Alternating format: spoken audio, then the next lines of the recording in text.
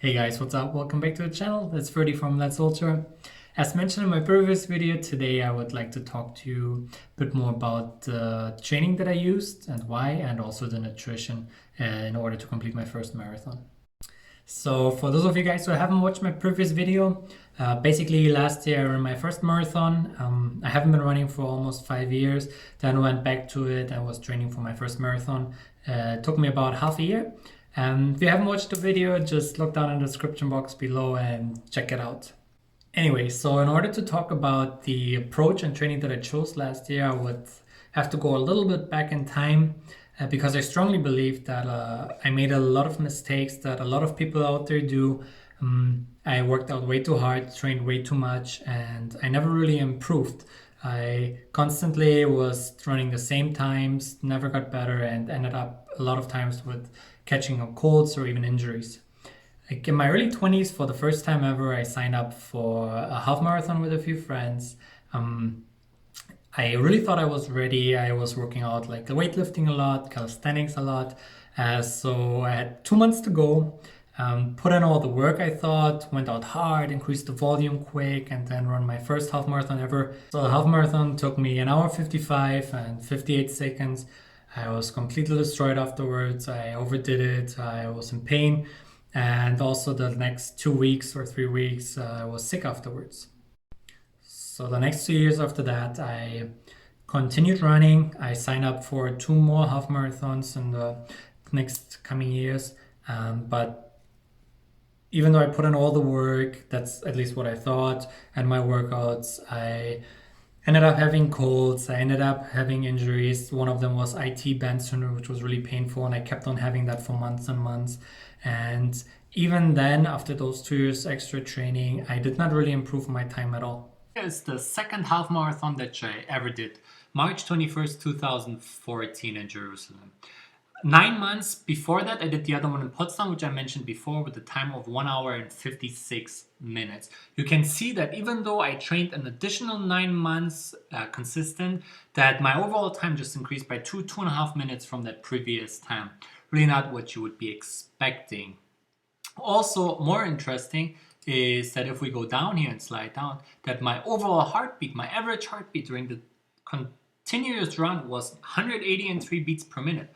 Right away, after only 6-7 minutes, my heartbeat goes above the 180, being anaerobic the whole time, and continues during the whole event at that high heart rate, which you would normally just see at the end when you sprint or whatsoever for the final. The exact same race, the exact same half marathon, I did a year later again with 1 hour of 50 minutes and 6 seconds. So only 3 minutes, 50 seconds better than this one. But you can see that over the time of 1 year and 9 months of consistent training, my overall time just increased or decreased by just 6 minutes. So really not what you would be expecting, and you can see here that the training obviously is not working. So yeah, so much to my running history to that point. Looking back now, I really realized that I was not training smart at all, overused my body, and all of that without even improving at all. And being really frustrated, I think that's also the reason why I at the end gave up running after the third half marathon I did. So now let's go back to what I did last year. Initially, I ended up doing the same thing. As always, I quickly increased volume, started overusing my body, and ended up with Achilles tendonitis this time. So I had to do the thing that I should have done a long time before. I started educating myself. I checked out on Amazon. I checked out certain books, stores in order to get the information I can get. And that's then how I found actually Dr. Phil Maffetone's work, Endurance and Racing, as well as Dr. Mark Cucuzzella's book, like Running for Your Life, which describes more a low heart rate training approach to running, where you go very slow and a specific heart rate zone. And that really, really changed a lot for me. So from there on, I had to start running very slow to be under a certain heart rate zone. Initially, it was a bit frustrating and slow, but over time, I really got faster and it helped a lot. By the way, if you have any interest and want to check out more information, those 2 books go in detail about what's going to come next. Super informative, and also the links down below in the description box. If you click them and purchase them over that, of course, you're also helping the channel out a bit. Would appreciate it. But yeah, let's just continue with the information. So to oversimplify the approach outlaid in this book, you basically have two main stores in your body for fuel. On the one hand side, you have a sugar or glycogen store, like a small fuel tank. You never have more than a teaspoon of sugar in your blood, basically, at any certain moment. On the other hand side, you have this big fat fuel source, which even if you have 10% body fat or below, you can use up for days and days in a row. So what they're trying to do, or what you're trying to do, is train your body in a way that you're mainly burning fat as your primary fuel source when you're running. All of this is outlined in those books. And if you use this approach and run at a low heart rate zone where your main prime fuel source is going to be fat, you become an endurance machine, become way more efficient. And that's what I started doing. So what you have to do in order to find that threshold under which you should run in order to burn more fat instead of sugar is to find this maximum aerobic heart rate. And Phil Maffetone basically developed this 180 formula, and that's what I use. To oversimplify it, it just really states that 180 minus your age at the time, for me it was 30, so 150, is the maximum aerobic heart rate at which you should run at. So what you can see here is the 180 formula. And its simplest version is just 180 minus your age. Let's say you're a 40-year-old person, then it would be 180 minus 40, that gives 140. So the range at which you should be training would be always between 130 and 140 beats per minute, 140 being your maximum aerobic heart rate. And if you have though any major illness or had any operation whatsoever in the years before, then you would deduct an additional 10. If you've never been exercising, had consistently colds or something else, little naggings like IT band syndrome whatsoever, it would be minus 5 of that number. If you have been regularly exercising approximately 3 to 4 times per week over the past 2 years without any problems, you can keep that number. Or if you have been completed and trained more than 2 years, competed and trained for more than 3 years, then you can even add a 5 to that number. So as an example, a 30-year-old man with no experience, which should have been me, I still use the 150, but that would have been me, would be 180 minus the age, so 150, and then minus an additional 5 because I haven't been exercising 2 years prior to that running. So my zone would have been 145, and then 135 to 145 would have been the zone I trained in. I trained between 140 and 150. Another example would be a 45-year-old person with a lot of experience, running experience, and who was consistent competing without any side effects at all. In this case, he would 180 and deduct 45, gives us 135, and then he can add an additional 5, so his maximum aerobic heart rate would be 140 beats. He would be training at a heart rate of 130 to 140 beats per minute. So the main problem is that most people, including myself, back in the days, constantly train above that zone.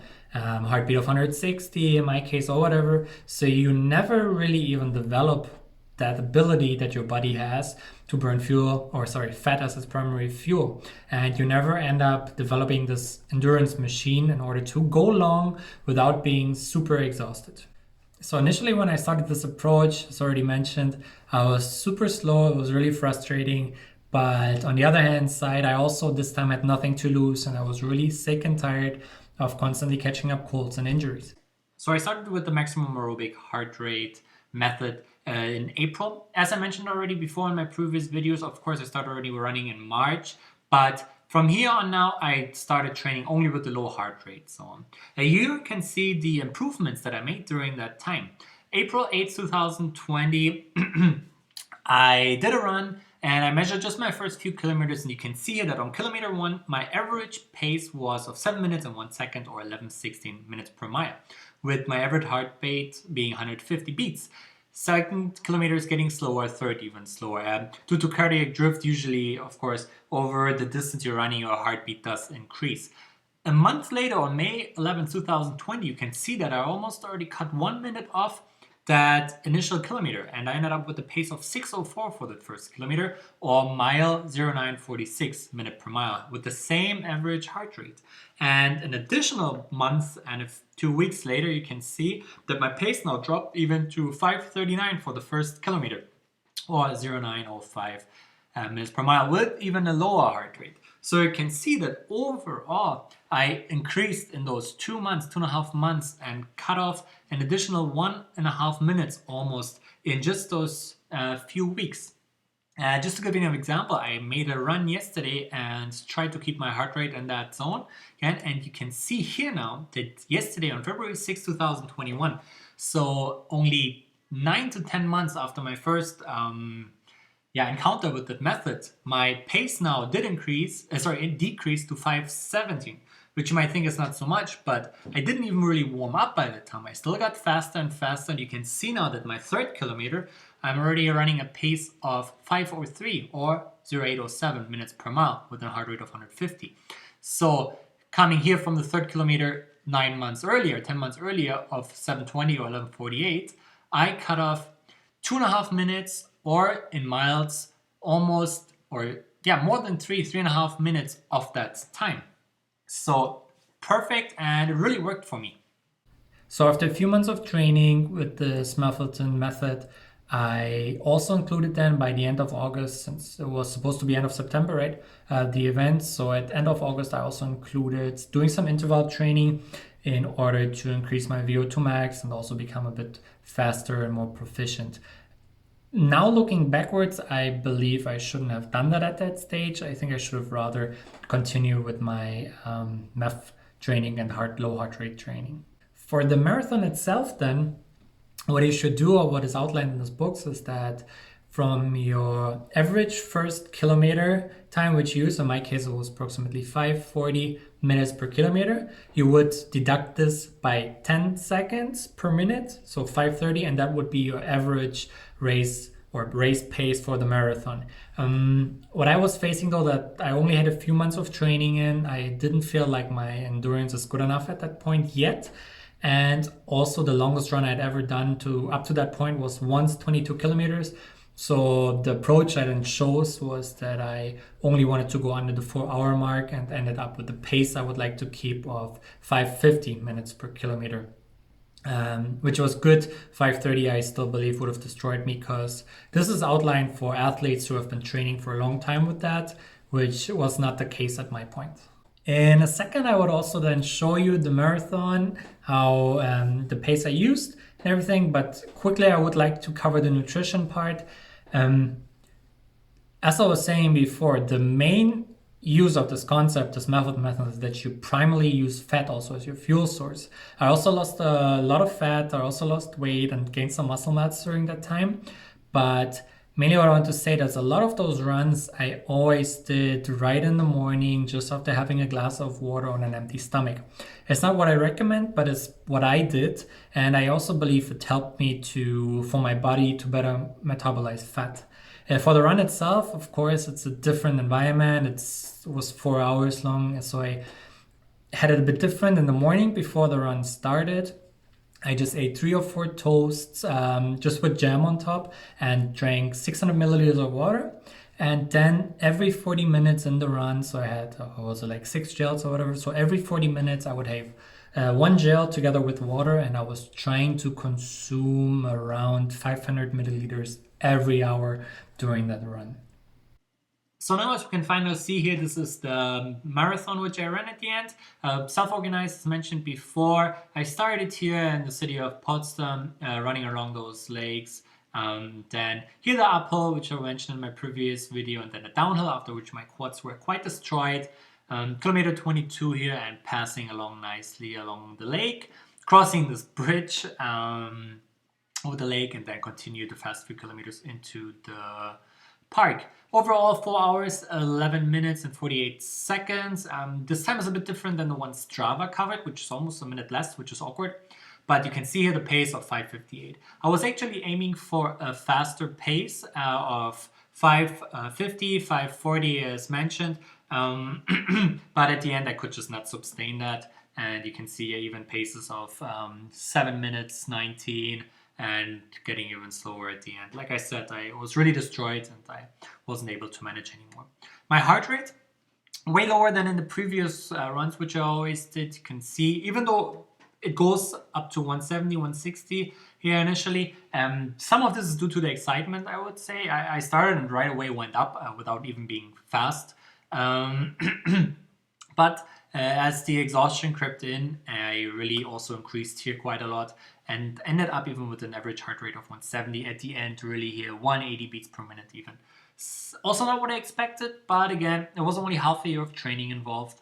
Bit of excitement and really the overall exhaustion at the end. But now you saw that race here as well, and yeah, that's the one I did, and a whopping almost 3,000 calories burned during that 4 hours. So finally, I can just say that I am super happy with the low heart rate training. I didn't imagine it being so good at the end, that you can improve so much. Let's not forget, I started out basically with nothing again, with a really low pace, which then in only half a year already increased significantly. And the best of all of that was that I never ever since then had any cold, any injuries, and yeah, no nagging at all. So I really believe in that, and up to that point I still do most of my runs, really most of the training I'm doing at a low heart rate zone, below the 150 for me, with only occasional like heart outbursts where I go on to like the 170 beats per minute for a longer period of time,